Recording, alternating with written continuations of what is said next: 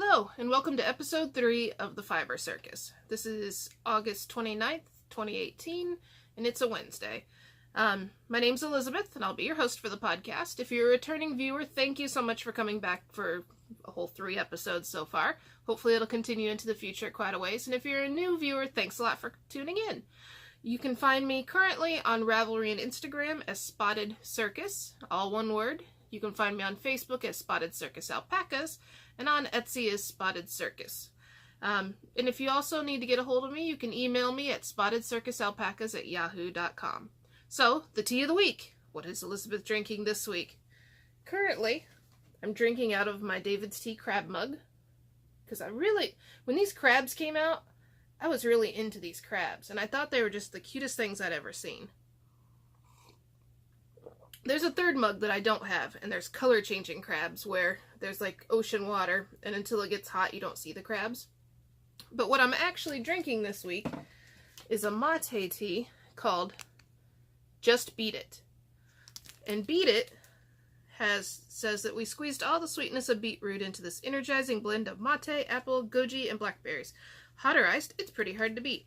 It's one of their seasonal flavors. I think a summer seasonal flavor, and this is actually a sample that I got with my order. With every order you get 3 little samples like that, and they're pretty tasty. So, it's a very earthy tea. It's red, because the beetroots. It's actually really good. It's something where if you haven't ever had beet, you should try it. I went through a phase where we were juicing quite a bit, and we'd actually juice beets. And they had this unusual, not dirt flavor, but it was an earthy sweetness. It was actually really pretty good. A quick little update on our Kriya from the last podcast. I'll get into her more in the sideshow as far as what all's happening with her. But she did make it through the first week, which is great. Unfortunately, while she was at the farm who was bottle feeding her for me while I was traveling, she did suffer a really bad injury to her eye. So, I've been very busy medicating her quite a bit this last week. I should know more tomorrow when I take her into the vet and have a better look at her. But there'll be a little bit bigger update and some cute little videos of her running around at the end. So, works in progress.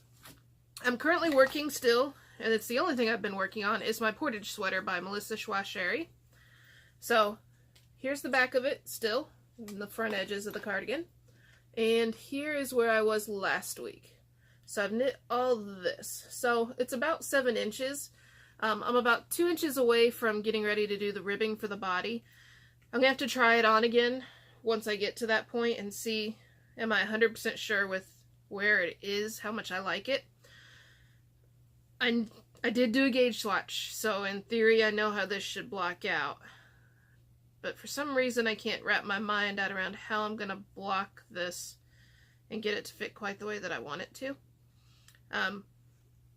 Once again, I've gotten really good at fixing these cable-y stitches. It's just a really simple 1x1 ribbed 1x1 cabling where you cable left and you cable right.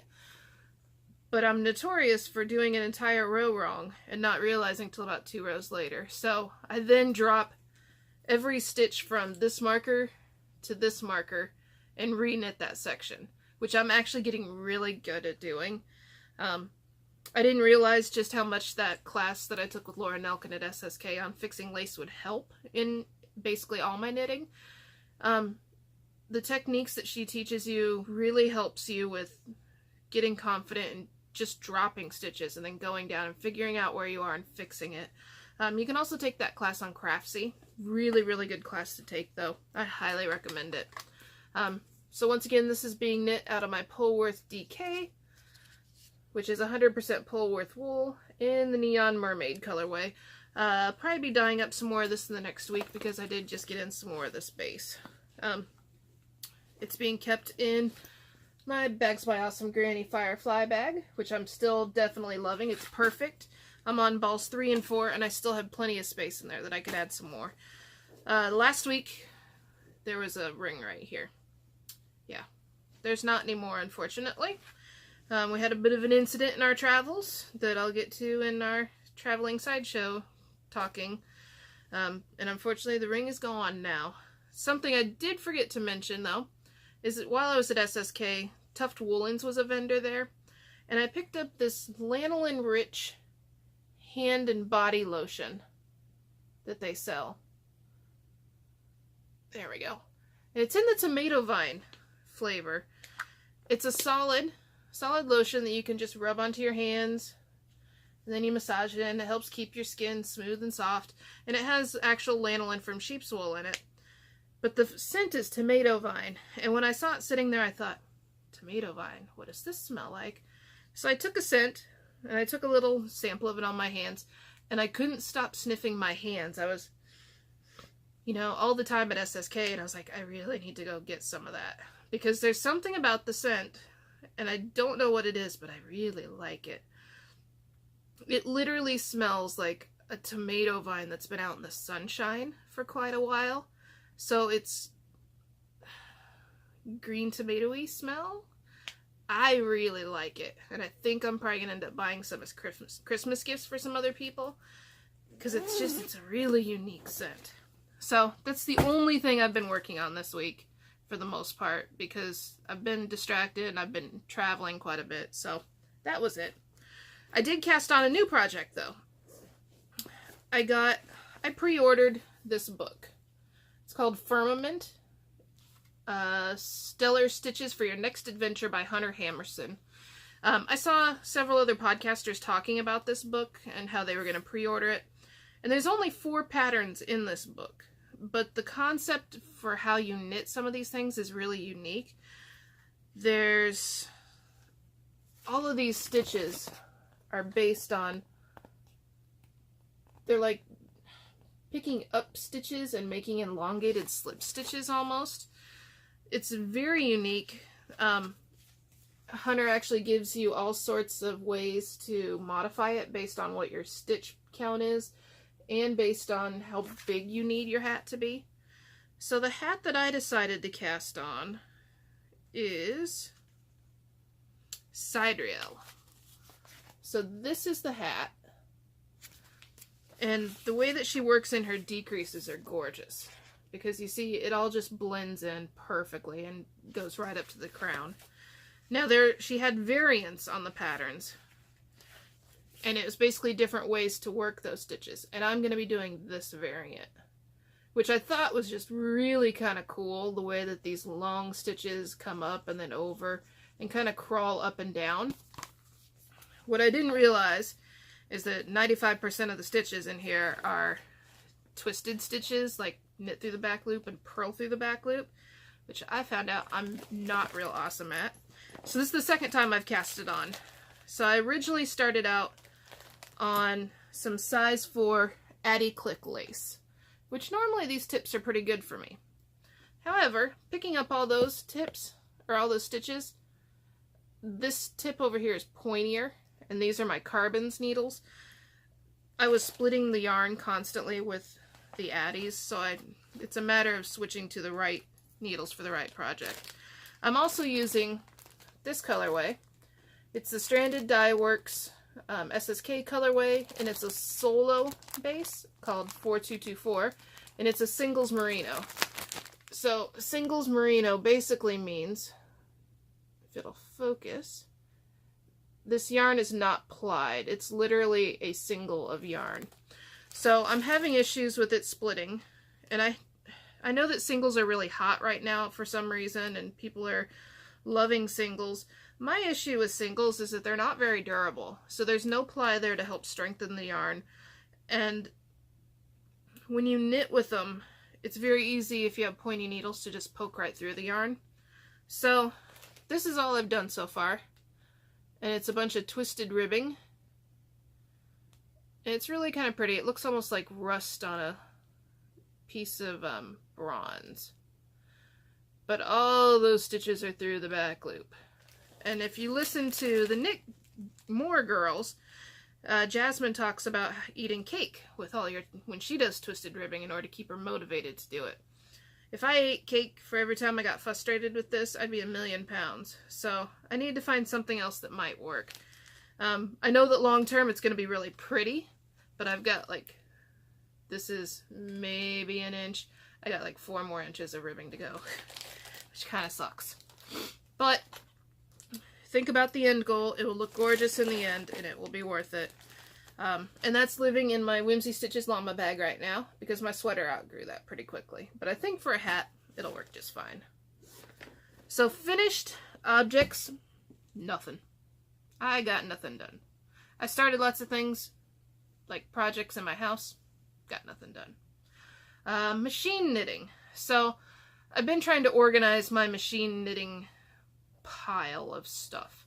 I had about 3 different estate sales that I went to where I picked up a bunch of knitting machines and all the equipment and stuff that came with them. And as a result, I really needed to sit down and go through them and figure out what on earth do I have, what works, what doesn't work, and what should I just sell.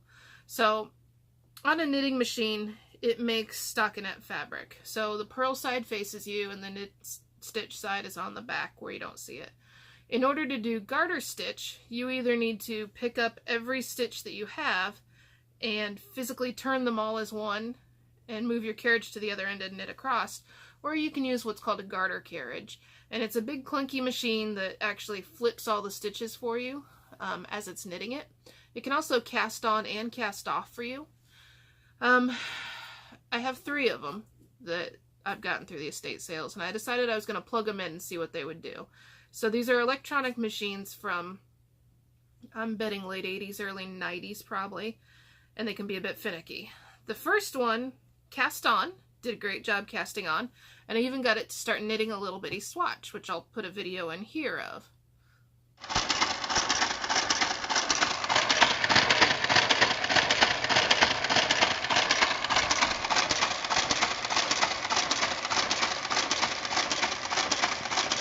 So you can see the swatch had a few holes in the beginning, which, you know, it dropped a couple stitches. I lubricated the needles and it was alright after that.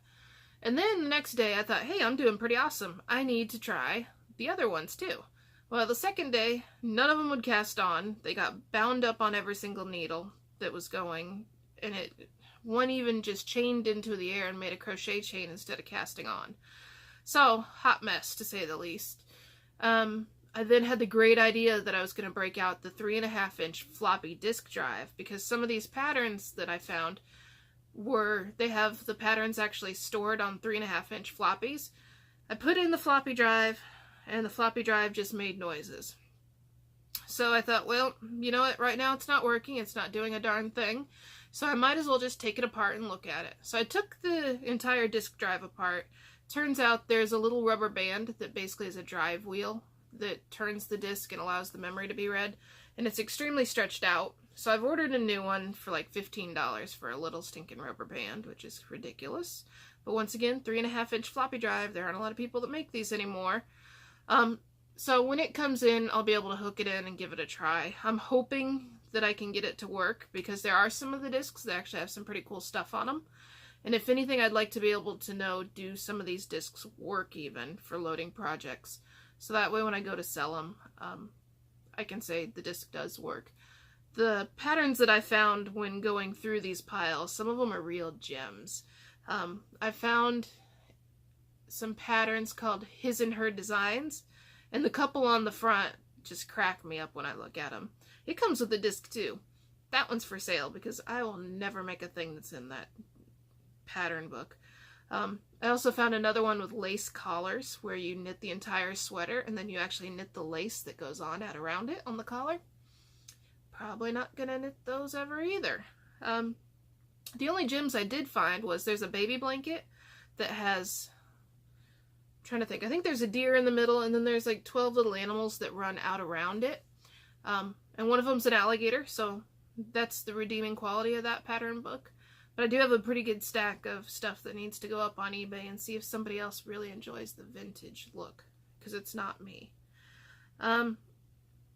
After I had all these issues with this garter carriage, I decided that maybe it was my machine that was maybe having some issues.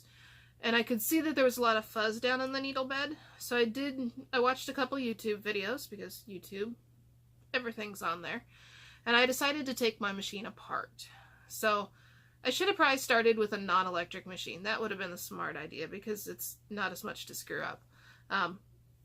But I actually pulled the bed, I pulled out all the needles, and I'm soaking those in oil to get the crud out of those.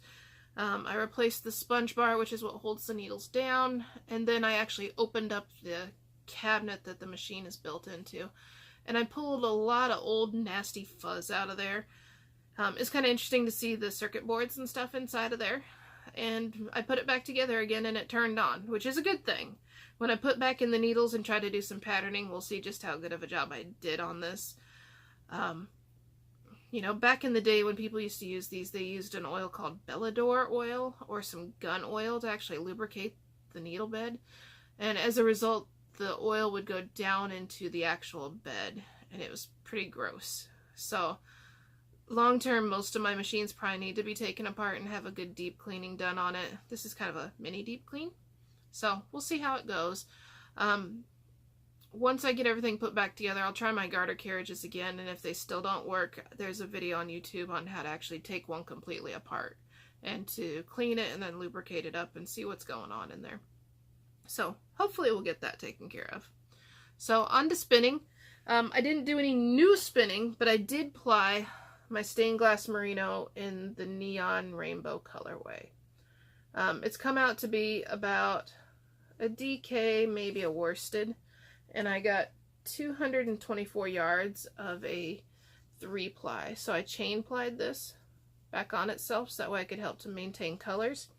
I hung it up to dry in the kitten's room because she lives in the bathroom when we can't keep an eye on her because she's a bit of a troublemaker right now. And I didn't put 2 and 2 together that hanging yarn might be a temptation for a kitten that really enjoys trying to climb up and attack the ceiling fan. And when I went in there today to check on it, I found this, where obviously at some point the kitten jumped up and decided to chew on my yarn. Thank you, kitten. There's about 3 spots that are like that now, where she has chewed on it.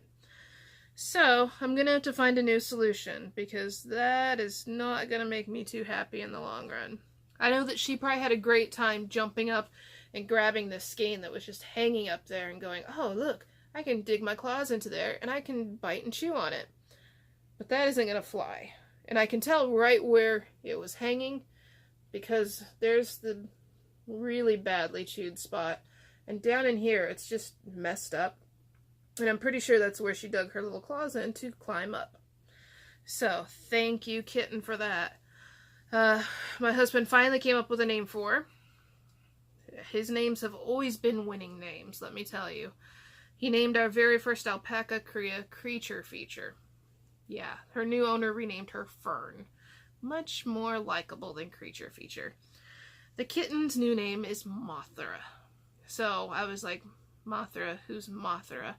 Evidently Mothra fights Godzilla, he says, and commands all the moths, which I'm not real keen on having a commander of the moths living in my house with all my fiber.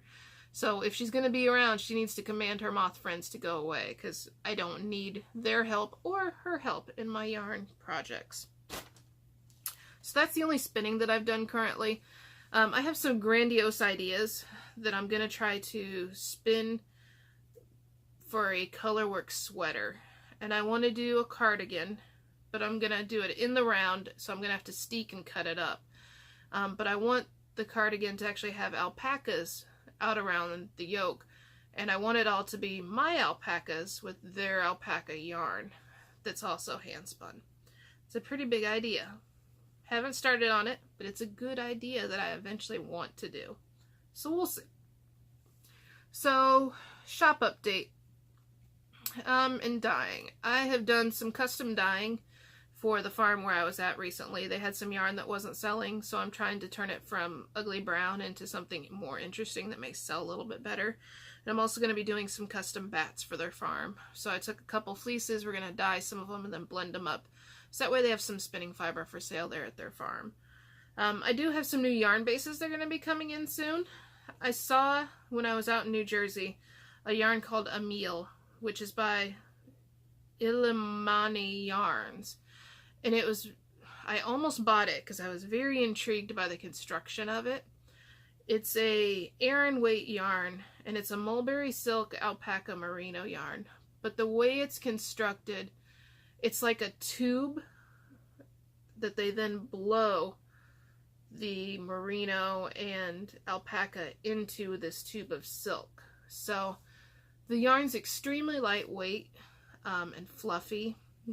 The yardage on it, I want to say, is something like 150 to 160 yards per skein, but the skeins are only, I think, 50 grams, maybe 100. It's a really interesting yarn, and it's being used in the Ceridwen pullover by Fiona Alice that's in the most recent pom-pom issue. The yarn has a really neat glow to it, and just the construction really intrigued me. So I contacted the company to see, do they sell it undyed, you know, because I'd really like to be able to dye it in some slightly more unnatural colors and have such an interesting yarn for sale. So it should actually be here on Friday, and I'll have 20 skeins to play with and see what I think about it. Looking at their website, I also found they have a yarn called Santee, which is a DK weight superfine merino alpaca yak mulberry silk, and I like the idea of that blend too. It sounds very drapey but very warm and luxurious, so I also have some of that coming to try out. They do a lot of interesting llama blends, and I'd like to be able to carry more yarn that has some merino in it, so that way knitters feel more comfortable with it but are still different than your standard 2-ply fingering weight. So keep an eye out for that. I'm also in the process of looking for a brushed Surrey alpaca silk yarn right now as a replacement for mohair that a lot of people are using in patterns right now.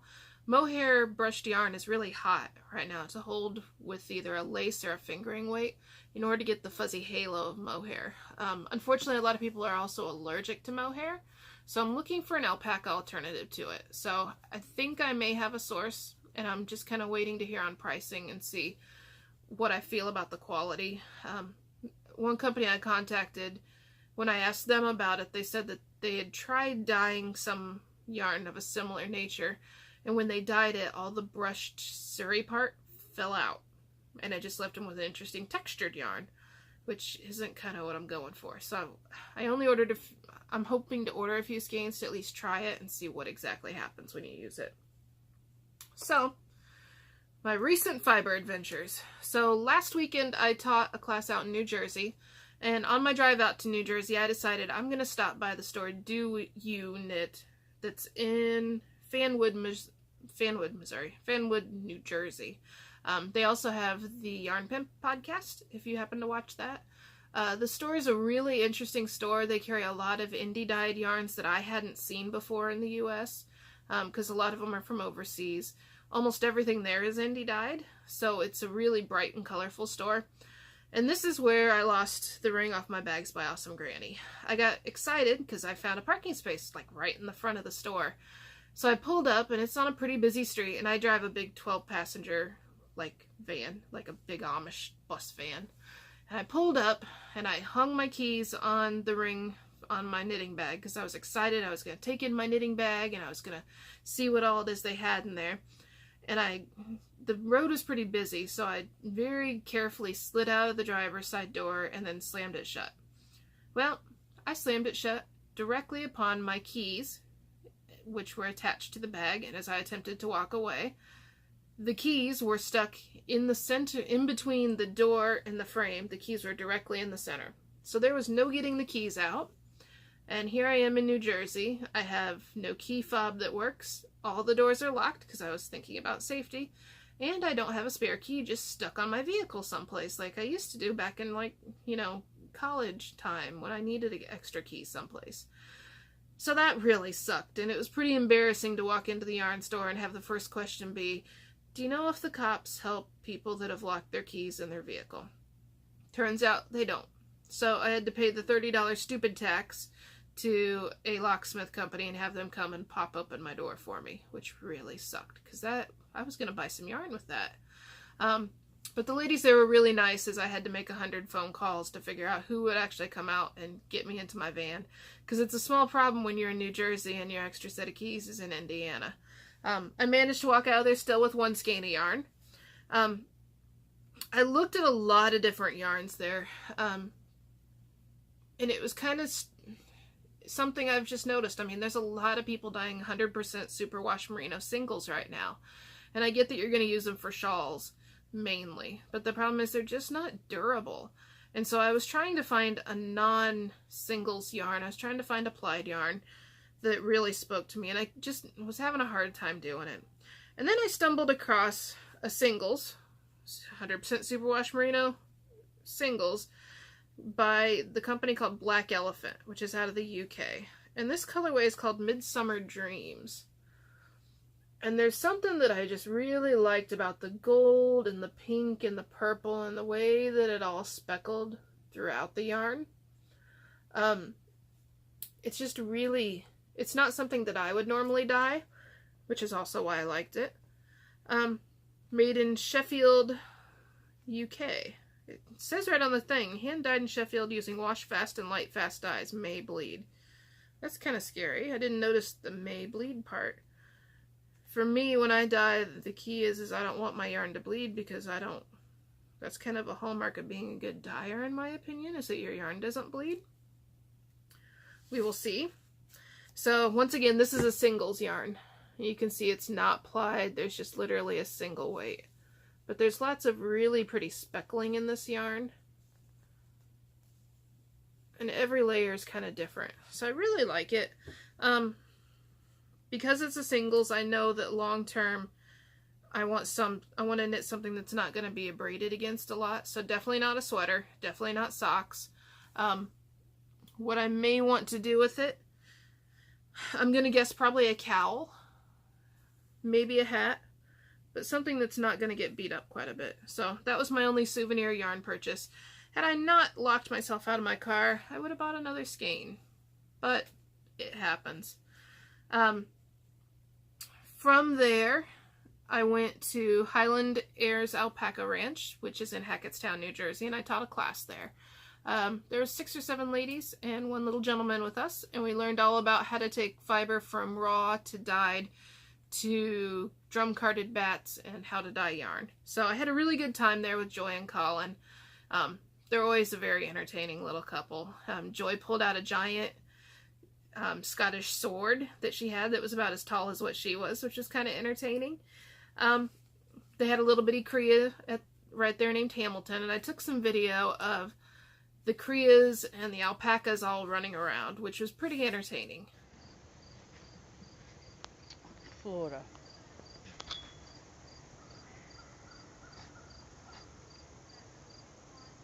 So you know the animal they spoke about, Goldie Khan, that nearly died? Mm-hmm. This is her. The one on the edge here.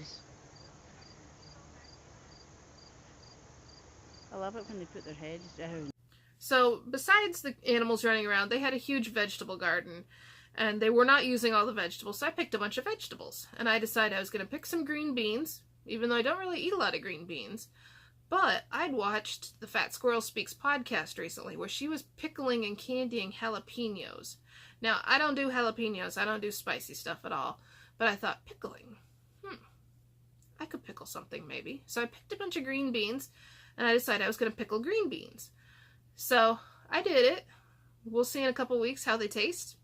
I think I got 6 or 7 half-pint jars. From there, I decided, hey, I'm a pickling maven now, obviously, so I'm going to pickle okra. And I love pickled okra. There's a company called Bit of Texas, I think it is, and they sell pickled okra in a jar, like in the pickles aisle. And it's ridiculously expensive. It's like $4 or $5 for this little jar of pickled okra, but it's really tasty. So I actually found a U-Pick farm over in Terre Haute where they had okra for sale. So my husband and I went and we picked okra last weekend. We picked 6 pounds of okra, and we were just kind of going with, maybe it's right, maybe this is the right amount. So I decided to do the pickled okra. I looked on a lot of different recipes, and I left out the spicy hot flakes because I don't do hot flakes.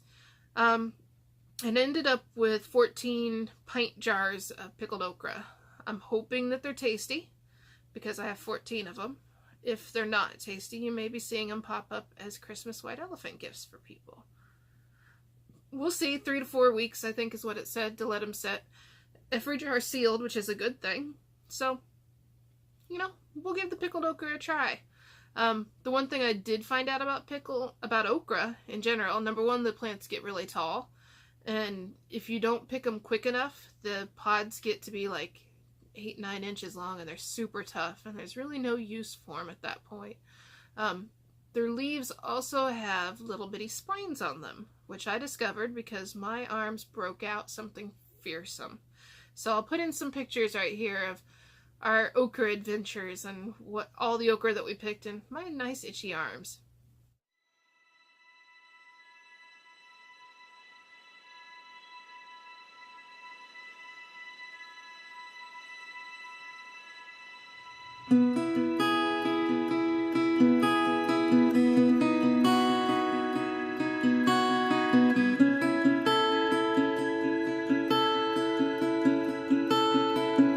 So from there, let's see, so we pickled some okra. So coming attractions, where am I headed to next? Late September, I'm going to be headed out to Colorado to do some commercial fleece sorting for the Alpaca Coalition of America.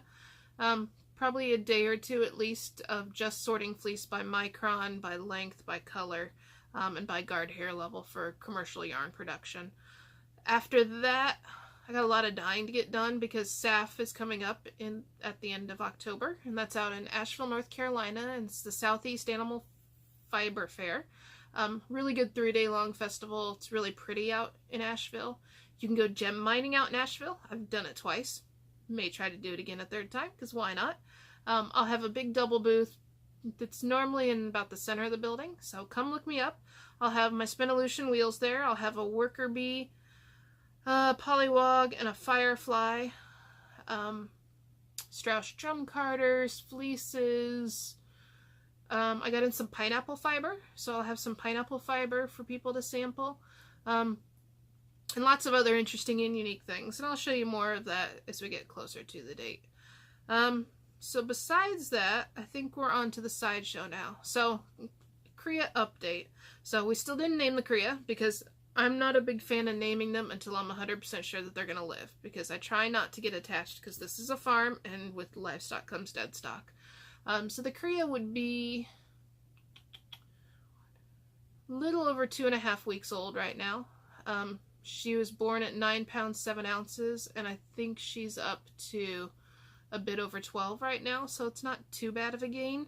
I had to leave her about 5 days after birth at another farm because I was headed out to New Jersey, and at that point she wasn't standing, and she wasn't nursing on her own. She was having to be bottle fed, and since my husband works away from the house, he couldn't do it. So we took mom and baby over to another farm, and when we took her there, I noted that they had wood chips on the floor to help absorb any kind of pee or poop that happened. And I thought at the time, I said, you know, mentally, she's not holding her head up very well, you know, and I'd hate for her to lay her head in the side and get something into it. But I didn't say anything because I thought, you know, odds of that happening, and I hate to have them change everything just because it's my animal. Well, turns out that Sunday she ended up with a wood chip stuck in between her eyelid and her eyeball. They let me know about it on Monday evening as I was driving back, and didn't seem like it was that big of a deal. They said, you know, there's just a little bubble on her eye, you know, it's a bit blue. And I wasn't able to get there until late Tuesday night to pick her up because I needed a second person to help me load mom into the van. And when we got there, it was quite a bit worse than what I had thought it was going to be. So we took her to the vet immediately the next morning, got her in and had him look at it. Most likely she's probably going to lose her eye long term. The wood chip, when it was in there, did a lot of damage to the cornea and to the actual eyeball. So what we did was we actually stitched the eyeball shut, except for a little spot at the corner, and we've been squeezing antibiotics into there 4 to 5 times a day right now. Tomorrow we're going to take the stitches out and see what it looks like. When we picked her up, the eye was dramatically swollen to the point where I was surprised it was still there, to be honest. Right now what I'm trying to do is preserve the eyeball, so that way she at least has an eye. She's most likely going to be blind in it no matter what. What we're hoping doesn't happen is that the eye needs to be removed. She's at a size right now where we couldn't do that kind of a surgery, and so I'm not 100% sure what we do about that. Unfortunately, this means she now can't be a show animal, which really sucks because there goes your marketing of her. And she looks like she actually has pretty nice fleece too, so it's kind of a blow to our program with her. So what we've been doing is I've been keeping the eyeball covered because she tends to just lay it down in the dirt and rub her head around because it itches probably, and I'm sure it bugs her. So I've actually taken a lady's thigh high, cut off the nose, put some tape out around it, cut out holes for her ears and her good eye, and she's wearing pantyhose over her head right now to help keep a pad in place over the eyeball, and it's helping quite a bit to keep it clean and to keep flies away. But she looks kind of like one of those Mexican wrestlers, the luchadors I think they're called, as she runs around the pasture right now. So she's very active. She doesn't really act like it's bothering her so far, and she's getting around fine with one eye, but it still really kind of sucks. You know, I understand that stuff happens, but, you know, she really didn't need this at this size with the challenges that she's had. So I'll put in some videos after this of her running around being gleeful. I mean, she still thinks that she needs to try to jump up and down. When I go to give her a shot of antibiotics, she turns and spits me in the face. So she lets me know pretty quickly what it is she thinks about me. So she's pretty entertaining. Hopefully we'll have another baby coming along at some point soon, so that way she has a friend to play with. So she's not 100% out of the woods simply because she's small and because we're dealing with this eye issue. I think I'll feel better tomorrow after we open the eye back up and take a look at it and see what's going on there.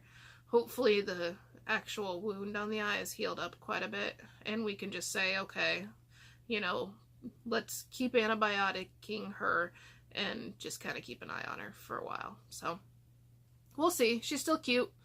You know, she still kind of runs up to you. I watched her the other day in the pasture and she was running along gleefully. And there was an alpaca laying in the dirt sunning herself. And I don't know what she was thinking. Maybe she thought she was an Olympic horse and she could jump the other alpaca. But she halfway jumped over and halfway stumbled and did a bit of a somersault. And then got back up and went right on running. So she obviously is not concerned at all. And her mother just kind of lets her do whatever it is she wants. So she's very entertaining right now, but she does look a little bit weird if you look up in the pasture and you see this alpaca with pantyhose running around on top of her head. So we'll see how she's doing at the next podcast. So thank you very much for tuning in, and my plan is to see you guys again in 2 weeks, where hopefully I'll still have good news. I'll definitely have a lot of dyeing done because I got a lot to start doing. And we'll see if I can maybe get the body of this sweater done, because that would be awesome. It'd be much faster than my first sweater, which took like 4 years to make. And I, of course, have visions of other sweaters in my mind right now, but one sweater at a time. I really need to finish one sweater first. So thanks a lot for tuning in, and we'll see you guys later. Bye!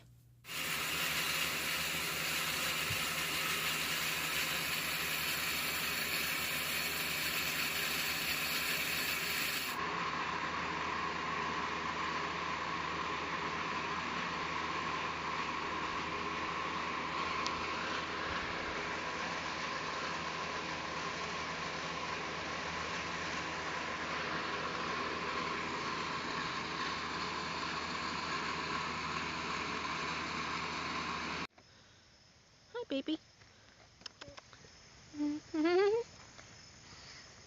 Hey, baby. Hey. What are you doing? Hi.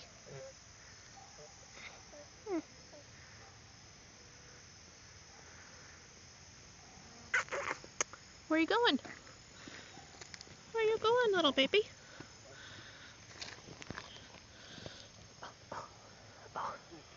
Oh, look at your little tail. Oh.